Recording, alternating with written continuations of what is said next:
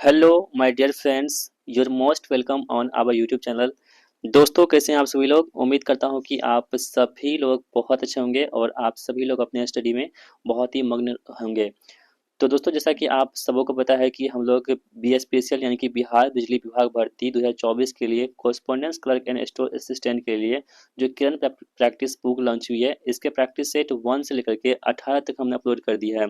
आज की इस वीडियो में हम प्रैक्टिस सेट नंबर और 90 को देखने वाले हैं। और दोस्तों, आप सबको पता है कि हम आपको बताए थे इस प्रैक्टिस सेट में टोटल 20 प्रैक्टिस सेट दे रखे हैं और हम लोग 19 प्रैक्टिस पे पहुंच चुके हैं। इसके बाद एक और प्रैक्टिस सेट बचेगा, जिसके साथ ही हमारे प्रैक्टिस बुक जो है कंप्लीट हो जाएगा। तो बहुत सारे स्टूडेंट ऐसे भी हैं जो हमारे कमेंट बॉक्स में कमेंट करते हैं कि आप बुक को कंप्लीट नहीं करवाते हैं। तो उनके लिए हमारा जवाब होगा कि आप तो देख लीजिए कि बुक कंप्लीट होता है या नहीं होता है। दोस्तों, अगर आप हमारे चैनल पर नए हैं तो चैनल पर यदि आप 1 से लेकर के 18 तक के प्रैक्टिस सेट को सॉल्व करना चाहते हैं तो आपके लिए हमने प्लेलिस्ट बना दी है ऑलरेडी। आप लोग जाइए और प्रैक्टिस सेट को सॉल्व कर लीजिए। तो चलिए स्टार्ट करते हैं आज की इस इंपॉर्टेंट प्रैक्टिस सेट को। और पहला सवाल आपकी स्क्रीन पर है। कह रहा है कि पटकाई बूम पहाड़ियाँ निम्नलिखित में से किस पर्वत श्रृंखला का एक हिस्सा है। देखिए, पहाड़ी, पठार, नदी, झरना, इन सभी टॉपिक को आपको अच्छे से कवर करना होगा क्योंकि यहाँ से आपके एक प्रश्न जरूर बनेंगे। तो यहाँ पे कह रहा है कि पटकाई बूम पहाड़ियाँ निम्नलिखित में से किस श्रृंखला का एक हिस्सा है। आपके पास 4 ऑप्शन है। सतपुरा श्रृंखला है, हिमालयी श्रृंखला है, पश्चिमी घाट है और अरावली श्रृंखला है। तो दोस्तों, आप लोग ध्यान रखेंगे, पटकाई जो है ना, ये कौन सी गई, हिमालय श्रृंखला की क्या है, एक भाग है। ठीक है, ऑप्शन बी यहाँ पे राइट आंसर हमारा हो जा रहा है। तो पटकाई बूम आपसे पूछेगी पटकाई बूम पहाड़ियाँ कहाँ पे है, तो हिमालय श्रृंखला का ये भाग है और पटकाई बूम ऑप्शन बी यहाँ पे राइट आंसर होगा। दोस्तों, पटकाई है ना, पटकाई शब्द का अर्थ क्या होता है, तो चिकन काटना होता है। क्या होता है, चिकन काटना क्या होता है, पटकाई शब्द का अर्थ होता है। इसे भी आप ध्यान में रख सकते हैं। तो ऑप्शन बी क्या हो रहा है पे राइट आंसर होगा। और सबसे पुराना जो हम बात करें ना, सबसे पुरानी श्रृंखला कौन सी है, तो यही आपकी अरावली जो है ना, सबसे पुरानी श्रृंखला यहाँ पे हो जाएगी। ठीक है, चलिए बढ़ते अगले सवाल की ओर। कह रहा है कि किस नियम में कहा गया है कि सभी गैसों के समान आयतन में दाब एवं ताप की समान अवस्था के अंतर्गत अणुओं की संख्या क्या होती है, समान होती है। तो दोस्तों, आप लोग ध्यान रखेंगे, जो ये अणुओं की संख्या समान होगी ना, जिसमें वो कौन सी होगी, एवोगाड्रो संख्या होगी। ठीक है, ऑप्शन नंबर ए यहाँ पे जो है एवोगाड्रो संख्या, यही इस प्रश्न का बिल्कुल सही जवाब हमारा हो जाएगा। देखिए, एवोगाड्रो संख्या जब भी आपको रखना होगा ना, इसमें समान अवस्था के साथ जो है अणुओं की संख्या क्या होगी, समान होगी। तभी आप उसको क्या मानेंगे, एवोगाड्रो संख्या मानेंगे। ठीक है, तो एवोगाड्रो का नियम दोस्तों क्या क्या होती है ना, कि आदर्श गैस समीकरण से निकटता से संबंधित होती है, क्योंकि यह किसी दिए गए गैस के तापमान, दबाव, आयतन और पदार्थ की मात्रा को क्या करता है, जोड़ता है, यानी कि ऐड करता है। तो इसे आप लोग ध्यान में रखेंगे। अगला प्रश्न कह रहा है कि कोशिका चक्र में निम्नलिखित में से कौन सा चरण विभाजनतराल अवस्था यानी कि इंटरफेस का हिस्सा नहीं है। तो दोस्तों, आपको पता है कि जो विभाजन कोशिका में जो विभाजन होती है, यानी कि सेल डिवीजन होता है। ठीक है, तो सेल डिवीजन के चरण में कौन सा ऐसा जो चरण है वो नहीं होता, आपको बताना है। देखिए, आपके पास है माइटोसिस, ठीक है, अंतराल 2 संश्लेषण और अंतराल गैप 1। तो आप लोग ध्यान रखें दोस्तों, जो माइटोसिस होती है समसूत्रण, ये जो है यहाँ पे नहीं होती है, जबकि अंतराल 2, अंतराल 1 और संश्लेषण यहाँ पे होता है। अगला प्रश्न है, यमुना और सतलज के बीच डैश नदी एकमात्र ऐसी नदी है जिसे पौराणिक सरस्वती नदी की वर्तमान उत्तराधिकारी मानी जाती है। देखिए, यमुना और सतलज के बीच में कौन ऐसी नदी है जिसे पौराणिक और सरस्वती नदी की वर्तमान उत्तराधिकारी मानी जाती है, तो दोस्तों वो कौन सी है, तो घग्घर नदी है। ठीक है, ऑप्शन ए यहाँ पे इस प्रश्न का राइट आंसर होगा। क्या होगा, घग्घर नदी। अगला प्रश्न है कि निम्नलिखित में से कौन विशिष्ट ताप पर हवा द्वारा जल वाष्प को धारण कर सकने की मात्रा की तुलना में हवा द्वारा धारित जल वाष्प का मापन है। तो उसे दोस्तों क्या कहेंगे हम लोग, ये होती है सापेक्ष आर्द्रता। आर्द्रता क्या होती है ना, जो मतलब कि आपके आर्द्रता क्या होती है, जैसे भींगा हुआ जगह, तो जल वाष्प को धारण कर सकने की मात्रा की तुलना में हवा द्वारा धारित जलवाष्प का मापन क्या कहलाता है, सापेक्ष आर्द्रता कहलाता है। ऑप्शन सी यहाँ पे इस प्रश्न का राइट आंसर हमारा हो जाएगा। और आर्द्रता को मापने के लिए किसका इस्तेमाल करते हैं हम लोग, हाइग्रोमीटर का इस्तेमाल करते हैं। किसका, हाइग्रोमीटर का इस्तेमाल करते हैं आर्द्रता को मापने के लिए। ठीक है, तो ऑप्शन यहाँ पे सी जो है ना, सही हो रहा है। आकाश की दिशाओं के कारण होने वाले तापमान की विविधता को मापने के लिए निम्नलिखित में से किस यंत्र का प्रयोग करते हैं? तो आकाश की दिशाओं के साथ होने में जो तापमान होती है और तापमान में जो वेरिएशन देखने को मिलता है ना, ये किस यंत्र का प्रयोग करके हम लोग कर सकते हैं? तो दोस्तों ये कौन सा होता है? एथरियोस्कोप का उपयोग करके हम लोग आकाश की दशाओं के होने वाले तापमान की विविधता को हम लोग माप सकते हैं। इसलिए ऑप्शन ए जो है यहाँ पे राइट आंसर हमारा हो जाता है। ठीक है। दोस्तों अगर हम बात करें एसीटोमीटर की, तो एसीटोमीटर क्या होता है? एसीमीटर सिरका में एसिटिक एसिड की मात्रा का आकलन करने के लिए एक उपकरण है। तो आपको पता है कि सिरका में क्या होता है? एसिटिक एसिड होता है ना। तो सिरका में एसिटिक एसिड कितनी होती है, इसकी मात्रा जो मापक करते हैं, इसकी जो हम मापते हैं, वो एसीटीमीटर के द्वारा ही मापा जाता है। इसे भी आप लोग ध्यान में रखेंगे। ठीक है। अगला प्रश्न देख लेते हैं दोस्तों हम लोग यहाँ पे। कह रहा है कि यहाँ पे 1975 में भारत में आपातकाल की घोषणा के समय भारत के राष्ट्रपति कौन थे? तो आपको हम कई बार बता चुके हैं, जब भी कोई घटना होती है ना, उस वक्त के राष्ट्रपति, उस वक्त के प्रधानमंत्री और किस राज्य में घटित होती है, उस राज्य के मुख्यमंत्री और उस राज्य के राज्यपाल, इसको आपको ध्यान में रखना होगा। यहाँ पे कह रहा है 1975 में भारत में आपातकाल घोषणा हुई थी। आप सबको बताया कि इमरजेंसी लागू हुई थी कब? 1975 में। तो उस वक्त जो पीएम थी, प्रधानमंत्री थी, वो कौन थी? इंदिरा गांधी थी। लेकिन दोस्तों यहाँ पे प्रश्न कह रहा है कि ये राष्ट्रपति कौन थे? तो आपको ध्यान रखना होगा, उस वक्त जो राष्ट्रपति थे वो थे फर्रुखदीन अली अहमद। कौन थे? फर्रुखदीन अली अहमद जो थे ना, 1975 में जब आपातकाल लगा था, उस वक्त जो राष्ट्रपति थे फर्रुखदीन अली अहमद थे, और प्रधानमंत्री कौन थी? इंदिरा गांधी जी उस वक्त के प्रधानमंत्री थे। अगर हम बात करें दोस्तों नीलम संजीव रेड्डी की, तो ये जो है ना निर्विरोध चुनने वाले जो राष्ट्रपति हैं। ठीक है। निर्विरोध चुनने वाले जो राष्ट्रपति कौन है? तो नीलम संजीव रेड्डी जो है ना निर्विरोध चुने जाने वाले राष्ट्रपति है। इसे भी आप याद रखेंगे। तो ऑप्शन ए यहाँ पे राइट आंसर हमारा हो रहा है। बादामी गुफा मंदिरों का निर्माण डैश ने करवाया था? तो जो बादामी की गुफा मंदिर है, इसका निर्माण जो करवाया गया था, ये मंगलेश के द्वारा करवाया गया था। किसके द्वारा? मंगलेश के द्वारा जो है बादामी के जो गुफा मंदिर है, इसका निर्माण करवाया गया था। और बादामी की गुफा मंदिर जो है ना 3 से 1 अभिलेख से प्राप्त हुआ है, जो चालुक्य शासक मंगल देश के 12वें वर्ष का मंगलेश का शासनकाल 578 से लेकर के 589 ईस्वी तक माना जाता है। इसे भी आप लोग याद रखेंगे। 1529 में घाघरा की लड़ाई बाबर और किसके बीच में हुई थी? देखिए जितने दोस्तों आपको ये याद रखना है, जितने भी बाबर के से युद्ध हुआ है ना, जैसे कि 1526 में पानीपत का प्रथम युद्ध हुआ था, 27 में हुआ था, 28 में हुआ था, ठीक है, 29 में हुआ था, ये सभी युद्ध को आपको याद रखना होगा। तो यहाँ पे घाघरा की हम बात करें, घाघरा की लड़ाई कब हुई थी? 1529 में हुई थी। ठीक है।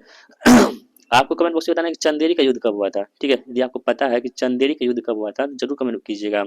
तो 1529 में घाघरा की लड़ाई बाबर और किसके बीच में हुई थी? तो बाबर और जो है ना ये मोहम्मद लोदी के बीच में हुई थी। ठीक है, ऑप्शन नंबर 4 यहाँ पे इस प्रश्न का राइट आंसर होगा। कि और देखिए बाबर के साथ में इब्राहिम लोदी की युद्ध कब हुई थी? तो 1526 में बाबर और इब्राहिम लोदी के बीच में हुई थी। पानीपत की प्रथम युद्ध हुई थी। ठीक है। और पानीपत की दूसरा युद्ध कब हुआ था? 1556 में हुआ था। और तीसरा कब हुआ था? 1761 में हुआ था। इसी प्रकार दोस्तों आपको बताना है कि चंदेरी का युद्ध कब हुआ था।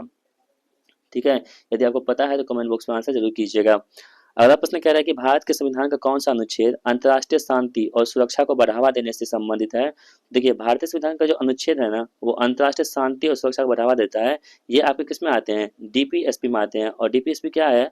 तो आपके राज्य के नीति निर्देशक तत्व है डीपीएसपी। और ये इसके भाग कौन सा है? तो भाग संविधान के 4 में आते हैं। और इसका अनुच्छेद कितना है? 36 से लेकर के 51 तक में आते हैं। तो आप देख लीजिए दोस्तों, 36-51 के बीच में सभी ऑप्शन है, लेकिन जो अंतर्राष्ट्रीय शांति होगा वो अनुच्छेद 51 में हो जाएगा। ठीक है। ऑप्शन नंबर बी यहाँ पे राइट आंसर हो जाएगा हमारा। और हम अगर बात करें 48 का, तो इसमें क्या है? तो राज्यों को गाय और बछड़ों और अन्य दुधारू मवेशियों के वध पर प्रतिबंध लगाया गया है। किसमें? 48 में। ठीक है। और 49 दोस्तों क्या है? तो राष्ट्रीय महत्व के स्मारक और स्थानों और वस्तुओं के संरक्षण का निर्देश करता है। कौन सा? 49।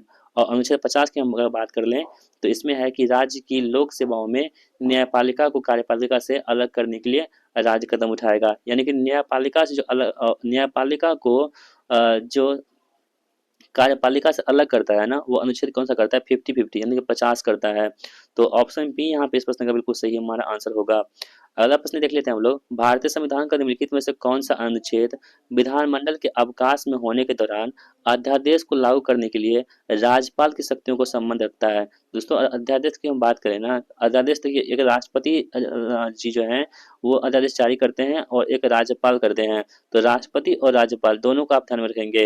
राष्ट्रपति जो करते हैं दोस्तों ना, वो 123 अनुच्छेद में करते हैं, जबकि राज्यपाल जो है आपके ये 213 अनुच्छेद में करते हैं। तो यहाँ पे किसकी यहाँ पे बात हो रही है, राज्यपाल की बात हो रही है। तो आप खुद समझिए दोस्तों, जब राज्यपाल की यहाँ पे हम बात करेंगे तो अनुच्छेद कितना हो जाएगा, 213 अनुच्छेद हो जाएगा। लेकिन राष्ट्रपति की हम बात करते हैं तो 123 अनुच्छेद होता है, जो अध्यादेश होता है, ऑर्डिनेंस होता है, वो जहाँ पे जारी होता है। ठीक है, इसे आप ध्यान रखेंगे।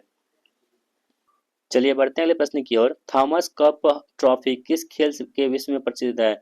देखिए थॉमस कप जो है ना, थॉमस कप आपको हम कई बार बता चुके हैं प्रैक्टिस सेट के माध्यम से, इसलिए आपको हम कहते हैं कि सभी प्रैक्टिस सेट को सॉल्व किया कीजिए, क्योंकि प्रैक्टिस सेट ही आपको एग्जाम में, सेट जो होते हैं ना आपके एग्जाम में आपको बेस्ट बनाते हैं। तो प्रैक्टिस सेट को आपको लगाना है, चाहे आप मेरे वीडियो से लगाइए, चाहे आप खुद से लगाइए, जहाँ से भी लगाना है आपको डेली एक प्रैक्टिस सेट लगाइए। यदि आप नहीं लगाते हैं तो आप बहुत पीछे रह जाएंगे, आप लोग ध्यान रखिएगा इस बात को। तो थॉमस कप दोस्तों हम बात करें ना, तो थॉमस कप जो है आपके बैडमिंटन संबंधित हो जाएंगे। किससे, थॉमस कप जो है ये किससे है, ट्रॉफी, ये आपके बैडमिंटन से संबंधित हो जाएंगे, थॉमस कप। ठीक है। और दोस्तों जो फीडे होता है ना, फीडे किसकी संस्था है, तो फीडे आपके शतरंज की संस्था है। ठीक है। अभी आपने देखा होगा कि हमारे जो खिलाड़ी शतरंज के, उन्होंने गोल्ड मेडल जीता था। ठीक है, तो कहाँ पे जीता था, यदि आपको पता है तो कमेंट बॉक्स में लिखिएगा, देखते हैं कितने लोगों को आपको पता है। और भवानी देवी दोस्तों कौन सी है ना, एक तलवारबाज भी है हमारे देश की, भवानी देवी। ठीक है। और दोस्तों आइस हॉकी जो है ना, ये किस देश का मतलब कि राष्ट्रीय खेल है, तो आइस हॉकी जो है ना, ये पे कनाडा का है। कहाँ का, कनाडा का जो राष्ट्रीय खेल है हमारा, कौन सा, आइस हॉकी है। इसे भी आप लोग ध्यान रखेंगे। अगला प्रश्न कह रहा है कि विसर्जन जो मिट्टी की मूर्तियों की जल समाधि का एक अनुष्ठान है, निम्नलिखित में से किस भगवान से जुड़ा हुआ है।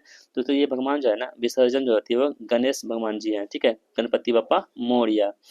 इटांकी राष्ट्रीय उद्यान, जिसे नाटंकी राष्ट्रीय उद्यान के नाम से भी जानते हैं, निम्नलिखित में से किस राज्य में स्थित है। तो इटांकी देखो बहुत ज्यादा इंपॉर्टेंट है, और कई बार आपको एग्जाम में, जितने बड़े बड़े एग्जाम है ना, सभी में पूछे गए इटांकी राष्ट्रीय उद्यान। तो दोस्तों इटांकी राष्ट्रीय उद्यान जो है ना, ये आपके कहाँ पे होंगे, नागालैंड में हो जाएंगे। कहाँ पे, नागालैंड में। तो देख लेते हैं ऑप्शन है कि नहीं है नागालैंड।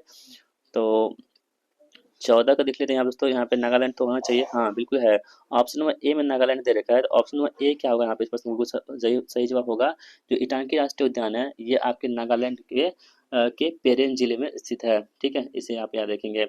अगला सवाल कह रहा है कि भारत में कौन सी पर्वत श्रृंखला सबसे युवा है। आपको हम जो पहला क्वेश्चन था उसमें हम बताए थे सबसे पुराना कौन सा है, अरावली है। लेकिन यहाँ पे सबसे युवा की हम बात करें, यंग जो पहाड़ है, श्रृंखला है, पर्वत श्रृंखला, वो कौन सी हो जाएगी, तो हिमालय श्रृंखला जो है ना, वो क्या है, नवीनतम है। जबकि दोस्तों कौन सी है, अरावली जो है वो क्या है, सबसे प्राचीन है। और अरावली कहाँ का विस्तार कहाँ पे है, तो आपको बेसिकली राजस्थान में अरावली का पहाड़ जो है विस्तार देखने को मिलता है। तो यहाँ पे पर्वत श्रृंखला में सबसे युवा कौन सा हो जाएगा, तो हिमालयी श्रृंखला जो है ना, सबसे युवा यहाँ पे पर्वत श्रृंखला हो जाएगा, जो ऑप्शन नंबर 3 में दे रखा है। ठीक है। और पूर्वी घाट और पश्चिमी घाट का जो मिलन बिंदु होता है ना, उसे क्या बोलते हैं, नीलगिरी कहते हैं। ठीक है। नीलगिरी जो पठार है दोस्तों, पूर्वी घाट और पश्चिमी घाट का जो है ना, मतलब कि मिडल पॉइंट होता है, मिलने वाला बिंदु होता है। ठीक है, ये कहाँ पे स्थित है, तमिलनाडु में स्थित है। अगला प्रश्न कह रहा है कि संविधान 14वां संशोधन अधिनियम 1962 में निम्नलिखित में से कौन सा केंद्र शासित प्रदेश शामिल नहीं था। तो जब संविधान संशोधन हुआ था 14वां, उस 1962 में, इनमें से कौन सा जो केंद्र शासित यानी यूटी जो है इसमें शामिल नहीं था। आपके पास है लक्षद्वीप, गोवा, दमन और दीप और पांडिचेरी। तो दोस्तों आप सभी लोग ध्यान रखेंगे, इसमें जो है ना लक्षद्वीप इसमें नहीं था, जबकि गोवा, दमन और पांडिचेरी इसमें था। तो ऑप्शन ए यहाँ पे राइट आंसर हमारा हो जाएगा। अगला प्रश्न कह रहा है कि निम्नलिखित में से कौन सी खारी मिट्टी नहीं है, कोयला है, राकर है, कल्लर है और रे है। तो इसमें खारी मिट्टी कौन सी नहीं होगी, आप लोग ध्यान रखेंगे। ऑप्शन नंबर ए जो है ना, कौलिया, ये आपके जो है खारी मिट्टी नहीं है। जबकि राकर, कल्लर और रे ये सभी क्या है आपके पास, तो खारी मिट्टी है। तो ऑप्शन ए यहाँ पे राइट आंसर हमारा हो जाएगा। पानीपत की दूसरी लड़ाई में भारत ने किस शासक के साथ शासन की शुरुआत की थी। तो दोस्तों अभी आपको तुरंत बताए थे, पानीपत की प्रथम युद्ध कब हुआ था, 1526 में। ये किसके बीच में हुआ था, तो बाबर और इब्राहिम लोदी के बीच में हुआ था, जिसमें बाबर की जीत हुई थी और इब्राहिम लोदी इसमें हार गए थे। और दूसरा जो दोस्तों हुआ था वो 1556 में हुआ था, ये हुआ था अकबर और हेमू के बीच में। ठीक है, किसके बीच में, अकबर और हेमू के बीच में पानीपत का दूसरा युद्ध होता है, कब, 1556 ईस्वी में। और दोस्तों इसमें जो है ना,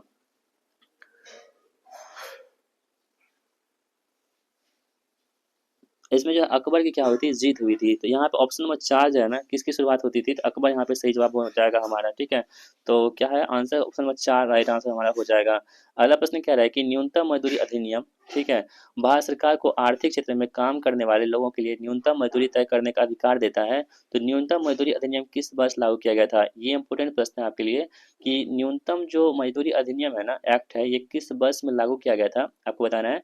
1947 में है आपके पास ऑप्शन, दूसरा आपके पास ऑप्शन है 1952 में, तीसरा 1948 में और चौथा 1950 में। तो दोस्तों आप लोग ध्यान रखेंगे ये जो हुआ था 1948 में न्यूनतम जो मजदूरी अधिनियम को लागू किया गया था। ऑप्शन सी यहाँ पे राइट आंसर होगा। अगला प्रश्न कह रहा है कि गौतमीपुत्र सातकर्णी जिन्हें एका ब्राह्मण के नाम से भी जानते हैं किस राजवंश से संबंधित है। तो गौतमीपुत्र सातकर्णी जो है ना, जिन्हें एका ब्राह्मण कहते हैं, ये जो संबंधित है राजवंश, ये राजवंश कौन सा हमारा सातवाहन राजवंश है। ठीक है, तो गौतमी पुत्र सातकर्णी जो है ना किस वंश से है, तो सातवाहन वंश से है। ऑप्शन सी यहाँ पे बिल्कुल सही जवाब हमारा हो जाएगा। तो दोस्तों इस प्रकार हमने जो जीके जीएस के आपके 20 प्रश्न थे हमने यहाँ पे कवर कर लिया है। अब हम लोग मैथ्स के क्वेश्चन को सॉल्व कर लेते हैं। तो देख लेते हैं मैथ्स का पहला सवाल क्या है आपकी स्क्रीन पर।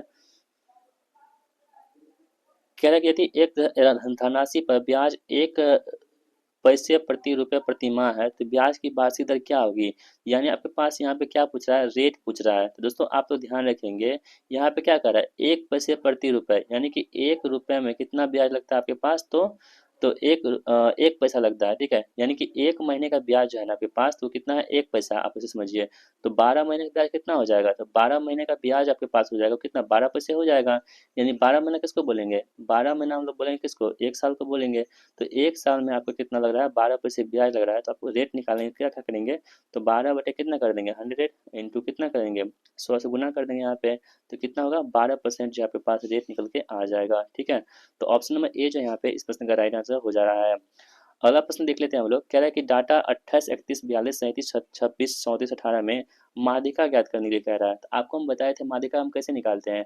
कोई भी संख्या दे रखी है उसको हम सबसे पहले क्या करेंगे, या तो असेंडिंग ऑर्डर में या तो डिसेंडिंग ऑर्डर में, यानी घटते क्रम में या बढ़ते क्रम में पहले लिखेंगे। उसके बाद जो बीच की संख्या होगी उसको जोड़ करके 2 से डिवाइड कर देंगे, तब वो संख्या क्या हो जाएगी, हमारी माध्यिका हो जाएगी। तो दोस्तों यहाँ पर आप देखेंगे यदि हम इसको क्या कर सकते हैं ना, यदि इसको हम असेंडिंग ऑर्डर में लिख लेते हैं। ठीक है, तो देखिए पहले हम क्या करेंगे, 18 लिखेंगे, उसके बाद क्या हो जाएगा, 23 हो जाएगा ना। उसके बाद क्या हो जाएगा आपके पास, 26 हो जाएगा, 26, एंड देन 28 हो जाएगा, फिर 31 हो जाएगा। उसके बाद देखिए कितना 34 हो जाएगा, उसके बाद 37 हो जाएगा, उसके बाद कितना 41 हो जाएगा। तो ये हम क्या किए, तो बढ़ते क्रम में लिख लिए। अब ये देखिए दोस्तों कितनी संख्या है, 1 2 3 4 5 6 7 8 संख्या। इसका मतलब 3 इधर से ले लेंगे, 3 इधर से ले लेंगे, बचा कितना, 2 संख्या बीच में। तो 2 संख्या का हम क्या करेंगे, 28 प्लस 31 को जोड़ेंगे। ठीक है, तो कितना हो जाएगा आपके पास, 59 होगा। और 59 में हम क्या करेंगे, कितनी संख्या है, तो 2 संख्या है, तो 2 से डिवाइड कर देंगे। तो आपके पास जो है 29.5 आपके पास आंसर निकल के आ जाएगा। ठीक है, तो ऑप्शन बी यहाँ पे इस प्रश्न का राइट आंसर होगा। अगला प्रश्न क्या है कि निम्नलिखित ग्राफ का अध्ययन करें और जो विभिन्न वस्तुओं के उत्पादन को दर्शाता है, इन प्रश्नों का उत्तर दीजिए। तो दोस्तों यहाँ पे देख लीजिए, आप लोगों के पास क्या है ना, एक ग्राफ दे रखा है, इसको आपको अच्छे से ढंग से पढ़ना है, उसके बाद इसका आंसर देना है। कह रहा है कि वर्ष 2014 में, 15 में और 16 में कंपनी के द्वारा उत्पादित पेंटों की संख्या का क्रमशः अनुपात कितना होगा। देखिए 14 यहाँ पे है, 15 यहाँ पे है और 16 यहाँ पर है। ठीक है, तो इसमें आपको क्या करना है कि कंपनी में जो पेंटों की संख्या का अनुपात देख लीजिए। पेंट कौन सा, अंतिम वाला, यानी कि ये 15 आपको देखना है, यहाँ पे 30 देखना है, यहाँ पे कितना देखना है, 21 देखना है। तो 15 30 21 कितना हो जाएगा, 30 20 50 55, 55 में 75 76, तो 76 हो गया यहाँ पे। ठीक है, तो यहाँ पे क्या पूछ रहा है, तो चलिए यहाँ पे देख लेते हैं दोस्तों। यहाँ पे देखिए इसमें क्या कह रहा है कि संख्याओं का अनुपात पूछ रहा है। तो यहाँ पे 15 रेशियो कितना हो जाएगा आपके पास, 30, और आपके पास कितना है 21 हो जाएगा। ठीक है, तो इन सभी को आपको क्या करना है, रेशियो में बना लेना है। तो कितना 3 पचे 15 हो जाएगा, सॉरी 5 5 से, हाँ 3 पचे 15, 3 दह 30, 3 सत 21, यानी कि 5 × 10⁻⁷ 5/7। ऑप्शन बी यहाँ पे सही होगा। ठीक है, चलिए नेक्स्ट क्वेश्चन देख लेते हैं हम लोग। कह रहा है कि वर्ष 14 और 16 को मिलाकर के कंपनी द्वारा उत्पादित सभी वस्तुओं का कुल संख्या कितनी होगी। तो यहाँ पे देखिए 16 और 14 और 16 को देख लीजिए, तीनों का आप जोड़ दीजिएगा यहाँ पे, और इन दो तीनों को जोड़ दीजिएगा। उसके बाद आपके पास आएगी संख्या, वो कितनी आ जाएगी आपके पास, तो 10 85 आ जाएगी। ठीक है, ऑप्शन बी यहाँ पे राइट आंसर होगा। अगला प्रश्न कह रहा है कि एक शर्ट के अंकित मूल्य पर 30% की छूट मिलने के बाद एक आदमी एक टाई भी खरीद सकता है। तो उसका मूल्य 210 रुपये है। तो शर्ट के लिए आदमी कितना भुगतान किया है। देखिए एक शर्ट का अंकित मूल्य कितना, 30% छूट मिलने के बाद, कितना 30% छूट मिलने के बाद एक आदमी एक टाई भी खरीद सकता है जिसका मूल्य कितना है, 210 रुपये है। तो शर्ट के लिए आदमी ने कितना भुगतान किया है। देखिए 30% की छूट होती है ना, आपको हम बताए थे कि जो छूट मिलती है वो किस पे मिलती है, एमआरपी पे मिलती है। एमआरपी छूट कितनी मिल रही है, 30% छूट मिल रही है। यानी जब 30% छूट मिल रही है तो 70% को कुछ बेचेंगे, और 70% की ही वैल्यू आपके पास है ना 210 रुपये दे रखी है। ठीक है, तो 210 यहाँ पे हो जाएगी, इसका हम 100% निकाल लेंगे, यानी कि क्रयमूल्य निकालने की कोशिश करते हैं यहाँ पे, तो कितना हो जाएगा, 10 या 300 यहाँ पे हो जाएगा। ठीक है,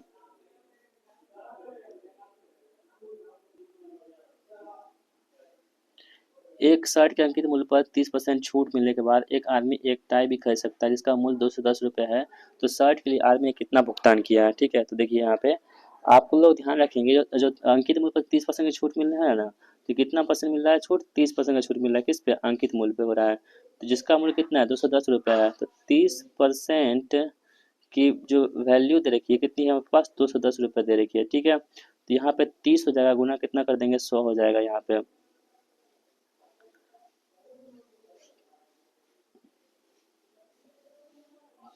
तो ये कितना हो गया, 700 रुपये हो गया ना। अब देखिए कह रहा है कि इसमें कह रहा है कि 30% छूट मिलेगा, एक आदमी एक टायर को खरीद सकता है जिसका मूल्य 210 रुपये है। तो शर्ट के लिए आदमी कितना भुगतान किया है, तो भुगतान कितना किया है, 30% छूट जब दे रहे हैं तो 70% भुगतान किया होगा। तो 700 का जब हम 70% निकाल देते हैं यहाँ पे, तो कितना हो जाएगा बस, 490 हो जाएगा, कितना, 490। ऑप्शन नंबर बी यहाँ पे इस प्रश्न का राइट आंसर होगा। अगला प्रश्न देख लेते हैं हम लोग। 120 बैग में प्रत्येक बैग का क्रय मूल्य 15 रुपये है, उनमें से 40 को प्रत्येक को 18 रुपये में बेचा गया है, बाकी बैग को किस मूल्य पर बेचे ताकि प्रत्येक बैग पर 4 रुपये क्या हो यहाँ पे प्रॉफिट हो।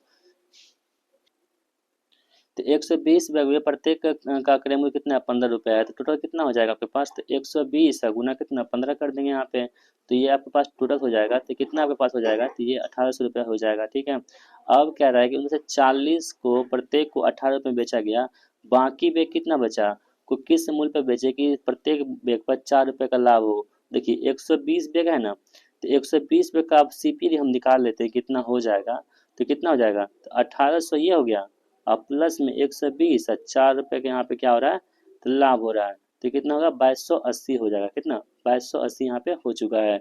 अब बाकी बैग का क्रम हम कैसे निकालेंगे तो 2280 -40 गुना कितना हुआ यहाँ पे, 18 हो जाएगा। तो दोस्तों आपसे करेंगे तो ये कितना, 2280 हो जाएगा, और ये कितना, 720 हो जाएगा। तो इसे माइनस हम करेंगे तो आपके पास कितना होगा, 1560 रुपये निकल के आ जाएगा। क्या, तो बैग का विक्रय मूल्य। तो कह रहा है कि एक बैग का विक्रय मूल्य कितना हो जाएगा, तो आपको पता है कि एक बैग हम कितना बेच रहे हैं, 80 रुपये में बेच रहे हैं, तो 1560 बटे कितना हो जाएगा, 80 हो जाएगा, कितना, 80 हो जाएगा। तो इस प्रकार जो है ना आपके पास 19.5 जो है रुपये जो है एक बैग का विक्रय मूल्य हो जाएगा, जो ऑप्शन नंबर किस में दे रखा है, ऑप्शन नंबर ए में दे रखा है। चलिए नेक्स्ट क्वेश्चन देख लेते हैं हम लोग। 7 व्यक्तियों के पास 20, 30, 40, 50, 60, 70 और 80 चॉकलेट है। यदि प्रत्येक को 5 अतिरिक्त चॉकलेट दिए जाएं तो उनके पास चॉकलेट की औसत संख्या कितनी हो जाएगी। देखिए 5 को अतिरिक्त देंगे ना, सभी में 5-5 अतिरिक्त मिल जाएगा। तो पहले हम इसका औसत निकाल लेते हैं। तो देखिए 20 प्लस 30 कितना, 50, 40, 90 हो गया। 90 50 कितना होता है, 140, प्लस 60, प्लस 70, प्लस 80। जब हम सभी को जोड़ देंगे ना, आपके पास जोड़ने के बाद कितना आएगी, 350 आ जाएगा। ठीक है, और 350 में कितनी संख्या है, 1 2 3 4 5 6 7, 7 से डिवाइड कर देंगे, कितना गया, 7 पचा 35, 50 हो गया ना। अब प्रत्येक में हम 5-5 का अतिरिक्त दे रहे हैं, तो 5 को यहाँ पे ऐड कर देंगे, तो कितना हो जाएगा आपके पास, 55 औसत संख्या आ जाएगी, जो ऑप्शन में किस में दे रखा है, 2 में दे रखा है। चलिए नेक्स्ट क्वेश्चन देख लेते हैं हम लोग। 1 किलोमीटर की रेस में ए बी को 125 मीटर से हरा देता है। ठीक है, तो बी की गति ज्ञात कीजिए यदि ए की गति 16 मीटर पर सेकेंड है। देखिए ए है यहाँ पे और बी है यहाँ पे। ठीक है, इन दोनों के बीच में कितना है ना, ए की गति कितनी है, 16 किलोमीटर प्रति मीटर पर सेकेंड है, और बी की गति हमको निकालना है। ठीक है, कितना होगा। अब देखिए कह रहा है कि 1 किलोमीटर की रेस में ए बी को 125 मीटर से हरा देता है, यानी कि जब ए 1 किलोमीटर में कितना होता है, 1000 मीटर, यानी कि ए जो है ना 1000 मीटर पूरा कर लिया होगा, तो ये बी कितना किया होगा, 125 कम किया होगा। जब हम 1000 में से 125 को कम कर देते हैं तो आपके पास कितना बचता है, यानी बी ने 875 ही रेस को पूरा किया होगा, तब ना 125 से हार गया है। इतना आपको समझना पड़ेगा। अब ये बताइए, जब ए की स्पीड ज़्यादा होगी तब ना आप उससे जीत पाएंगे। तो जो ऑप्शन होगा वो 16 किलोमीटर से क्या होगी, कम होगी, क्योंकि बी का पूछ रहा है।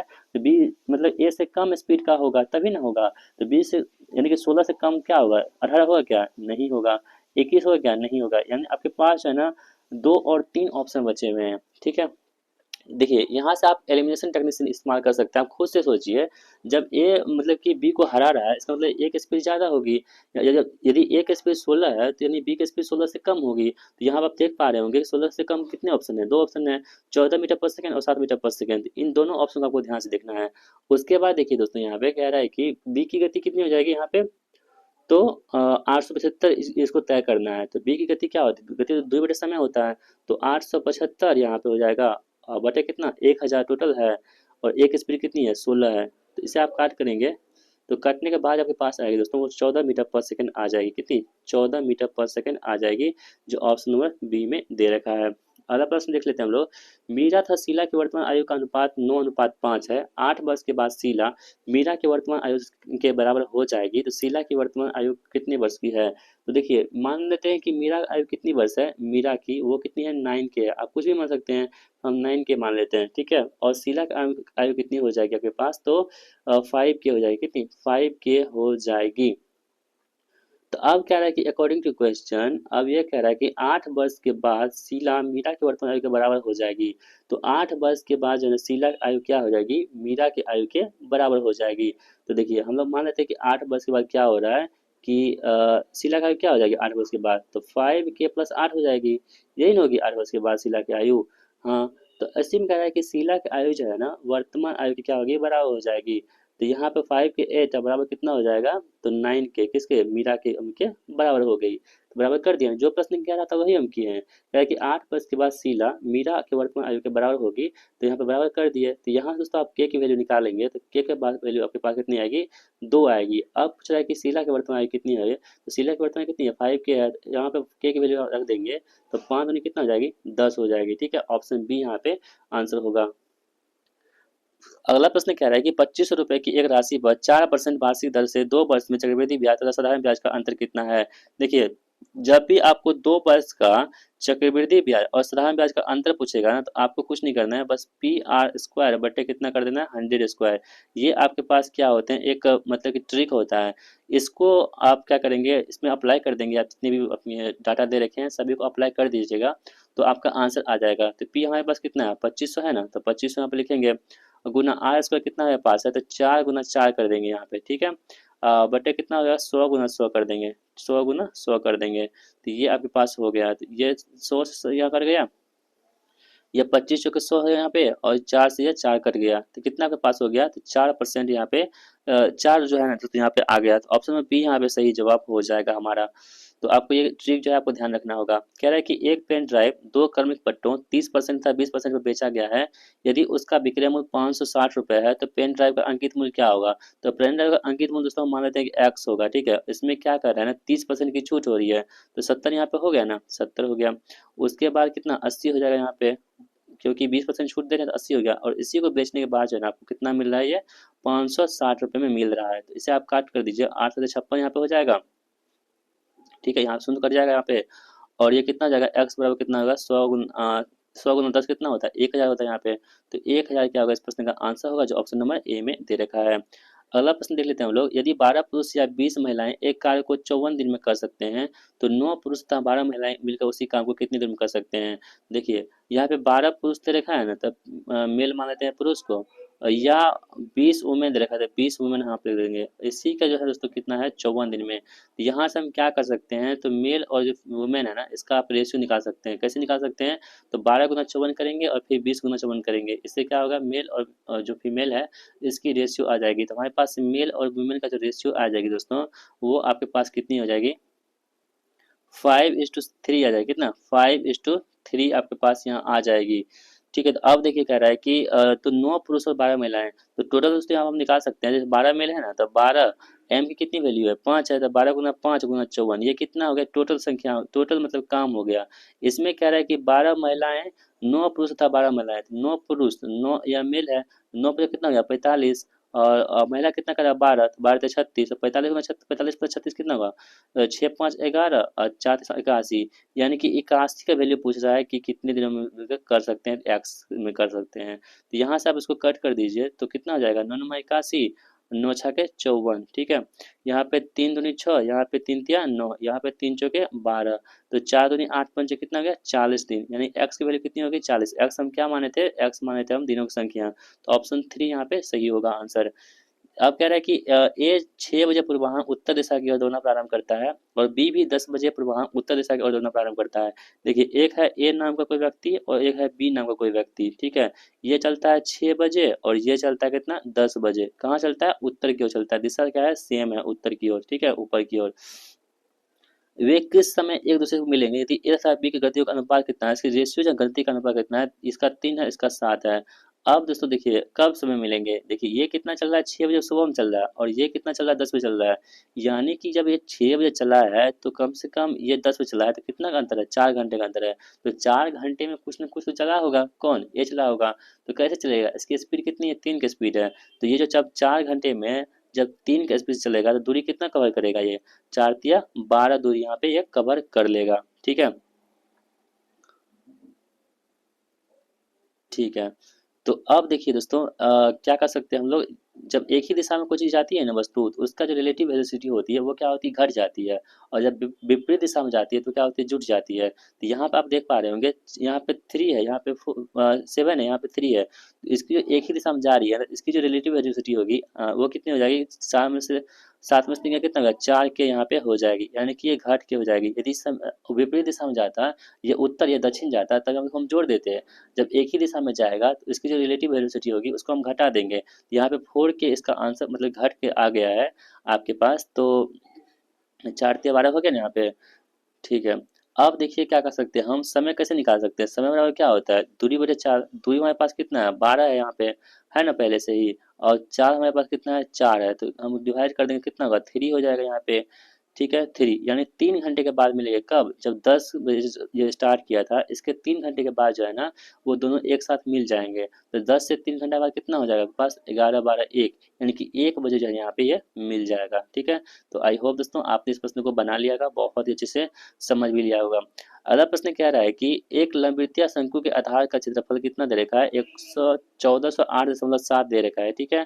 और इसकी ऊंचाई कितनी है, 6 सेंटीमीटर दे रखी है।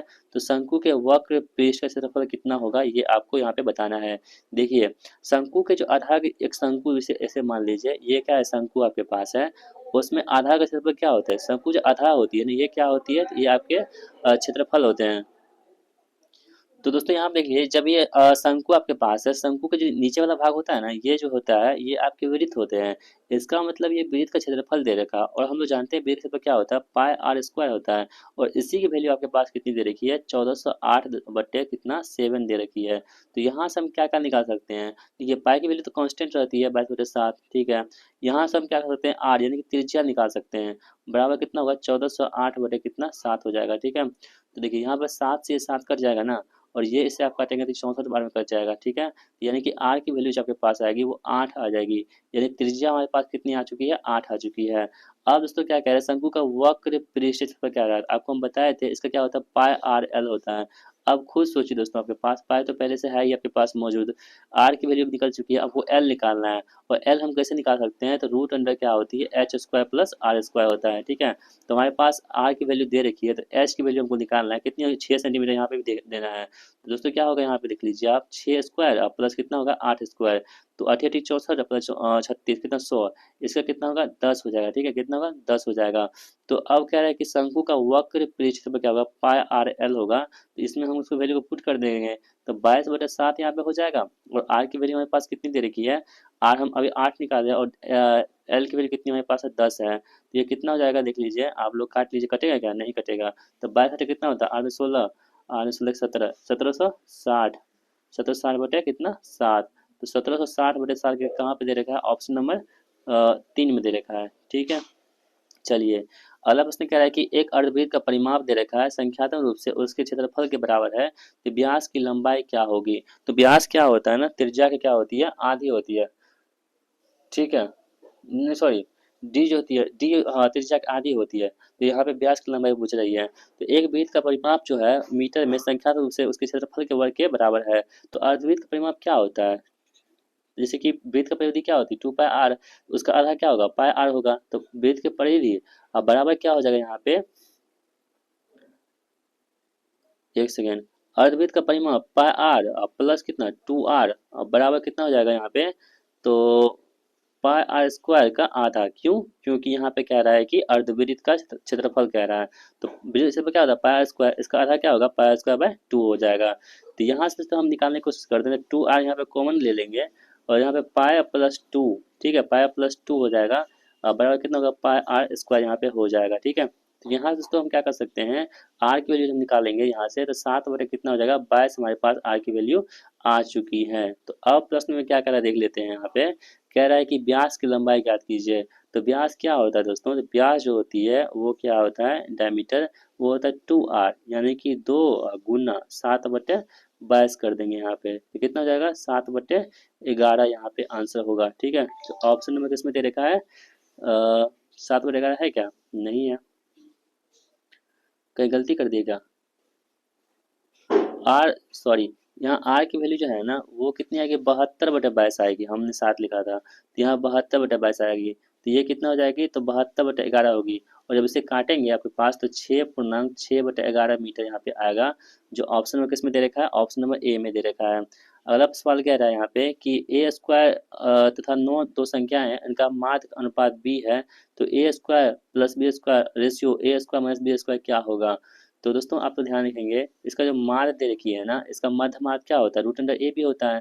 तो देखिए यहाँ पे जो है क्या होगा ए स्क्वायर गुना 9 हो जाएगा, होगा ना, क्योंकि यहाँ पे देखिए पहली संख्या दूसरी संख्या ए भी हो गया ना, रूट अंडर माध्य निकालेंगे तो ये कितना हो जाएगा आपके पास हो जाएगा 3a हो जाएगा। ठीक है ना 3 है, यानी बी की वैल्यू जो आपके पास है वो 3a आ चुकी है। अब कह रहा है कि A square plus B square ratio A square minus B square का मान निकालने के लिए, जिसमें आप पुट कर दीजिए इसकी वैल्यू को।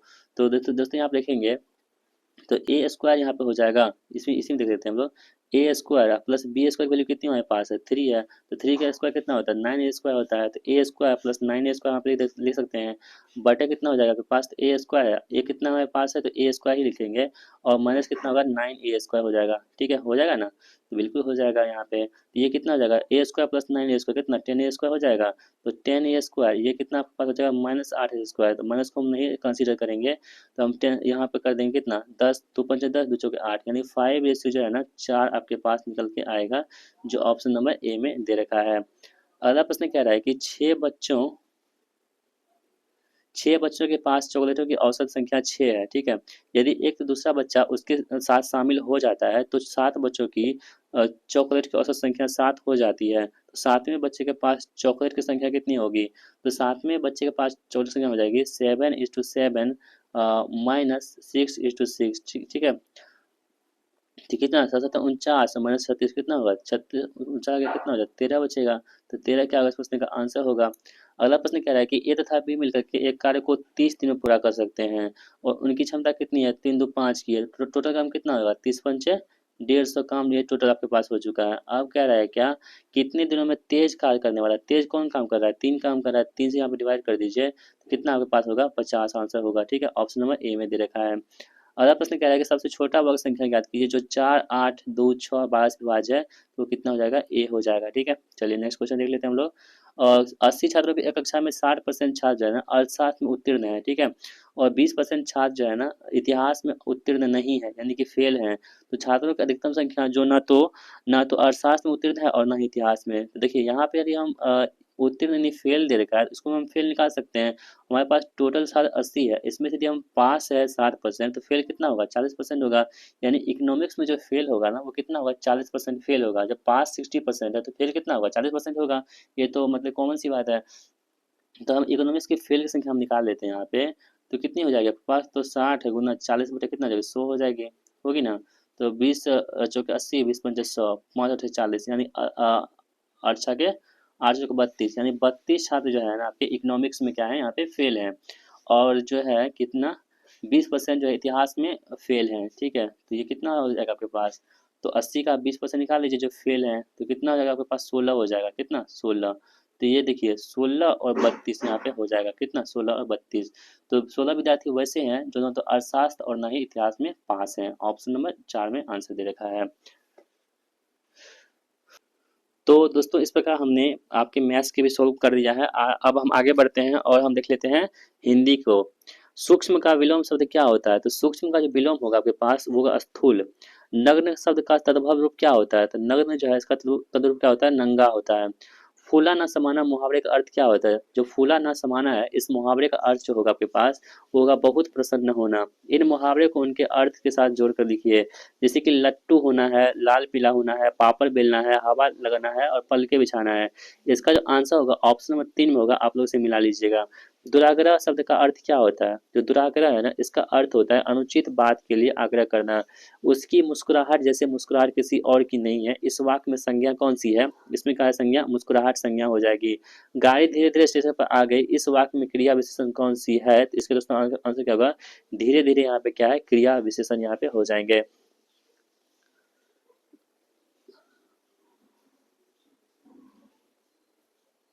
भारत में नदियों का सम्मान किस किस रूप में होता है? तो भारत में नदियों का सम्मान जो होता है ना, आप जब अध्ययन को पढ़ेंगे तो आपके पास आंसर निकल आएगा, वो पूज रही है माँ और देवी के रूप में देखा जाता रहा है। जल प्रदूषण के कारण क्या संकट खड़े हो रहे हैं? तो जल प्रदूषण के कारण जो संकट खड़े हो रहे हैं वो हैजा, पीलिया, टाइफाइड आदि आदि रोग जो होते हैं वो जल से ही फैलते हैं। ठीक है। नदियां अपने महत्व क्यों खोती जा रही है? तो नदियां अपना महत्व जो है ना विज्ञान और आधुनिकता और उद्योग के कारण जो है नदियां अपने महत्व को खोती जा रही है। अलग है कि नीचे दिए गए विकल्पों में से वह शब्द चुने जो दिए गए शब्द के समान हो, इसलिए उसी शब्द से संबंधित हो। लीरा, दिनार, रुपया कहाँ होगा? देखिए लीरा जो है ना, दिनार है, रुपया ये सभी क्या है ना, ये सभी आपके मुद्रा का नाम है। तो ये इसमें मुद्रा का नाम कौन सा हो जाएगा? तो रियाल जो है यहाँ पे वो मुद्रा का नाम है, बाकी अन्य सभी जो है यहाँ पे देश का नाम है। तो इसलिए आंसर ऑप्शन बी होगा। ठीक है। निम्नलिखित में से कौन सी उत्तर आकृति दी गई आकृति को पूरा करेगी? तो ये आकृति को जो पूरा करने वाली आकृति है ऑप्शन नंबर 4 की आकृति है, इसको पूरा कर देगी। अगला प्रश्न कह रहा है कि इसमें दिए गए श्रृंखला में दो संख्याओं कोष्टक में दिए गए श्रृंखला को ध्यानपूर्वक अध्ययन करें और श्रृंखला के संबंध में सही विकल्प का चयन कीजिए। तो आप सही विकल्प का चयन करेंगे तो ऑप्शन नंबर ए यहाँ पे सही हो जाएगा। 54 दोस्तों यहाँ पे कौन सी आकृति यहाँ पे आएगी, आप लोग ध्यान से देख लीजिए। वो जो आकृति आएगी वो आएगी कौन सी? ऑप्शन बी वाली। वह संख्या चुने जो निम्न समूह में संबंधित नहीं है। तो कौन सी नहीं है? ऑप्शन बी जो यहाँ पे संबंधित नहीं है, बाकी अन्य सभी यहाँ पे संबंधित हो जाएंगे। 56 दोस्तों यहाँ पे बात कर लेते हैं। तो 56 में जो ऑप्शन नंबर 3 है फ्रेंच इसका आंसर होगा, आपको हम बता चुके हैं कई बार, तो अब बताने की कोई जरूरत नहीं है। एल एम एन एक पंक्ति में बैठा है, हालांकि एन और एक के साथ नहीं बैठ सकते हैं, इसके अलावा एम बाई और एन से तीसरे स्थान पर है। तो ये भी प्रश्न आपको हम बता चुके हैं। तो आप लोग वीडियो को पॉज कीजिए और खुद से ट्राई कीजिए। इसका आंसर ऑप्शन नंबर बी होगा। निम्नलिखित में से कौन जानवर है, सरीसृप और सांप है? तो दोस्तों इसमें क्या होगा? जानवर हो जाएगा कौन सा? बड़ा वाला। सरीसृप हो जाएगा, उसके बाद सांप आ जाएगा। ऑप्शन बी यहाँ पे राइट आंसर होगा। अगला प्रश्न क्या है कि 4 संख्याएं दिए गए हैं जिनमें से 3 किसी तरह से समान है जबकि एक अलग है, असंगत का चयन कीजिए। तो दोस्तों 159 जो है यहाँ पे असंगत हो जाएगा, कितना? 159 असंगत यहाँ पे हो जाएगा। चलिए बढ़ते हैं अगले प्रश्न की ओर। अगला प्रश्न क्या कह रहा है हम लोग देख लेते हैं। नीचे दिए गए कथन का अध्ययन कीजिए। कह रहा है कि यह किताब मदद कर सकती है क्योंकि सभी अच्छी किताबें मदद करती हैं। निष्कर्ष है यह अच्छी किताब नहीं है। दूसरा यह अच्छी किताब है। तो कौन सा निष्कर्ष यहाँ पे सही होगा आपको भी बताना है। ऑप्शन 3 केवल निष्कर्ष 2 अनुसरण करता है। 5 मित्र केंद्र की ओर मुंह वृत्ताकार बैठे हुए हैं। मोहन राजू के बाएं हैं। इसे आप बना लीजिए। बहुत आसान प्रश्न है, इसका आंसर होगा मोहन। यहाँ पे असंगत का चुनाव करने के लिए कह रहा है, तो ऑप्शन नंबर 3 जो है यहाँ पे असंगत होगा। हार, कंगन, पायल जिसे पहनने वाली है, आभूषण उसके प्रकार हैं। तो यहाँ पे कह रहा है कि कौन सा चिन्ह अलग होगा। तो चिन्ह को अलग करने के लिए आप जहाँ पे प्लस वहाँ पे भाग कर देंगे, जहाँ पे भाग है वहाँ पे प्लस कर देंगे तो आपका सही हो जाएगा। कौन है रेडियन है, द्रव्यमान है, क्या होगा? तो कौन रेडियन होता है, द्रव्यमान का क्या मात्रक क्या होता है? ये आपको क्या होता है? किलोग्राम होता है। ठीक है। रिक्त स्थान को भरने के लिए यहाँ पे कह रहा है। तो देखिए 5, 22, 39, 56 है आपके पास। ठीक है। तो इसका आंसर क्या होगा? 73 हो जाएगा। असंगत का चुनाव कीजिए यहाँ पे। 66 का 2 एफ जी एच जे यहाँ पे हो जाएगा। ठीक है। बाकी सभी कथन सही हो जाएंगे यहाँ पे। सेंट्रल को ऐसे लिखते हैं तो फ्रेंड्स को कैसे लिखेंगे? तो फ्रेंड्स को लिखेंगे 2 वाले में। ठीक है। अगला है कसाई चाकू है, काटना बढ़ई है, मूर्तिकार छेनी है, डॉक्टर स्टेथोस्कोप है। तो वो कौन सा हो जाएगा? काटना बढ़ई हो जाएगा। ठीक है। उस विकल्प का चयन कीजिए और 750 49 एक बचा, तो तृतीया 169 आप प्लस 1 तो 170। ऑप्शन 3 यहाँ पे आंसर होगा। उस पद का चुनाव कीजिए जो अगले श्रृंखला में आएगी। YCL है, MGQ है, तो उसके बाद MQZ है, उसके बाद क्या आएगी, तो दोस्तों आप ध्यान रखिएगा। और उसके बाद ये है ANEN आएगी, ठीक है। अगला प्रश्न देख लेते हैं हम लोग। यहाँ पे इंग्लिश का सवाल है, कह रहा है कि करेक्टली स्पेल्ड वर्ड चुनना है। कौन सा स्पेलिंग यहाँ पे सही दे रखा है, जो पैसेंजर दिखाना है ऑप्शन नंबर 4 में, यही सही है। अटेन का आपको सैनोनिम्स बताना है। अटेन का सैनोनिम क्या होगा, तो ऑप्शन 3 इक्वायर हो जाएगा, ठीक है। Point out the word in the following word, successful है 73 का ऑप्शन 4, सक्सीड यहाँ पे आंसर होगा, ऑप्शन 4 राइट आंसर होगा। विच फ्रेजेज गिवन बिलो यहाँ पे ग्रामेटिकली दे रखा है। The small child does watt ever his father was done, इसका आंसर क्या होगा, ऑप्शन ए डज यहाँ पे हो जाएगा, ठीक है। चूज द वर्ड अपोजिट, एनोरोमस, इसका अर्थ क्या होता है, ऑप्शन ए टैनी होता है, ठीक है। God helps those that help themselves, तो God help those who help themselves, ठीक है। It is raining heavenly, take umbrella, इसका आंसर क्या होगा, एन अम्ब्रेला, बीच में आपको आर्टिकल को भरना था। यहाँ पे कह रहा है कि change the following sentence into A reported speech. Rahul said I am busy now, Rahul ने कहा कि मैं अभी बिजी हूँ, तो इसका रिपोर्टेड स्पीच क्या होगा, तो option 3 Rahul said that he was busy then, ठीक है। नाउ का क्या होता है, यहाँ पे नाउ का जो क्या होता है चेंज करेंगे आप, तो वो क्या होगा, देन में होगा। तो यहाँ से सिर्फ एक ही यदि आपको पता रहता है ना, तो आप आसानी से इसको फाइंड कर सकते थे, ठीक है। अगला प्रश्न कह रहा है कि पेसिव वॉइस में इसको चेंज करना है आपके पास, तो कौन सा सेंटेंस पेसिव वॉइस में दे रखा है, तो ऑप्शन जो बी है ना, the culprit was punished for his offence by the जज, ये आपके पेसिव वॉइस में दे रखे हैं, बाकी अन्य सभी नहीं दे रखे हैं। Point out the correct sentence, कौन सा सेंटेंस यहाँ पे करेक्ट दे रखा है, आप लोग देख लीजिए। ऑप्शन ए जो हमारे पास है, the teacher said that the earth moves around the sun, ये कथन यहाँ पे बिल्कुल सही दे रखे हैं, बाकी अन्य कथन यहाँ पे गलत दे रखे हैं। अगला सवाल देख लेते हैं हम लोग। यहाँ पे अगला सवाल आपके पास कंप्यूटर का सवाल है। MS वर्ड 2010 में निम्नलिखित में से कौन से मान्य पेज ओरिएंटेशन है, लैंडस्केप है, पोर्ट्रेट है। तो दोस्तों ये क्या होगा ना, यहाँ पे देखिए MS वर्ड 2010 की हम बात करें तो इसमें कौन सा मान पेज ओरिएंटेशन होगा, तो लैंडस्केप भी होगा और पोर्ट्रेट होगा, ये दोनों के दोनों यहाँ पे हो जाएंगे। HTML के संदर्भ में निम्नलिखित में से कथनों पर विचार कीजिए। तो दोस्तों आप कथनों पर विचार करेंगे तो कौन सा कथन यहाँ पे सही दे रखा है, तो दोस्तों आप ध्यान रखेंगे ऑप्शन नंबर 4 जो है ना, केवल पी जो कथन है यही सही है, बाकी अन्य कथन गलत दे रखे हैं। MS एक्सेल 2010 में FX बटन डैश ऑपरेशन को निरूपित करता है। दोस्तों ये जो बटन होती है ना, ये आपके किसको निरूपित करता है, तो ये आपके इंसर्ट फंक्शन को निरूपित करता है। जब आप MS एक्सेल 2010 में एक नई वर्कबुक ओपन करते हैं तो स्क्रीन पर सबसे ऊपर निम्नलिखित में से क्या दिखाई देता है, तो ये दोस्तों आपको दिखाई देगा कौन सा, टाइटल बार दिखाई देगा। डैश ईमेल एड्रेस का पहला भाग होता है, तो ईमेल एड्रेस का जो पहला भाग होता है वो कौन सा होता है, यूजर नेम जो होता है वो ईमेल एड्रेस का पहला भाग होता है, ठीक है।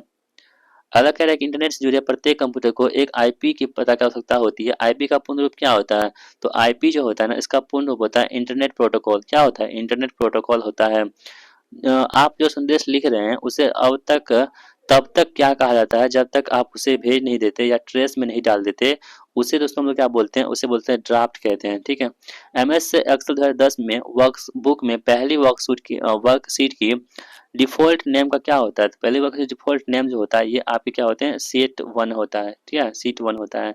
जब आप MS एक्सेल 2010 वर्कशीट के सेल का चयन करते हैं और F2 की कुंजी दबाते हैं तो क्या होगा, जब F2 कुंजी हम दबाएंगे ना तब जाके क्या होगा यहाँ पे आपके पास, तो आपके पास 4 ऑप्शन है, आप लोग देख लीजिए यहाँ पे। तो दोस्तों एक सेकेंड, ऑप्शन ए में दे रखा है सेल एडिटिंग मोड में बदल जाएगी, ऑप्शन ए यहाँ पे राइट आंसर होगा। MS एक्सेल 2010 में ये जो फंक्शन दे रखी है व्यंजक, इसका आंसर क्या होगा, ऑप्शन 3, यानी कि 2 आंसर यहाँ पे हो जाएगा। MS एक्सेल वर्ड 2007 के डॉक्यूमेंट में निम्नलिखित में से किस टैब के तहत इंडेंट विकल्प उपलब्ध होता है, तो दोस्तों कौन से किसके तहत इंडेंट विकल्प उपलब्ध होते हैं, तो ये आपके पास जो होम है ना, इस पे इंडेंट विकल्प उपलब्ध होते हैं।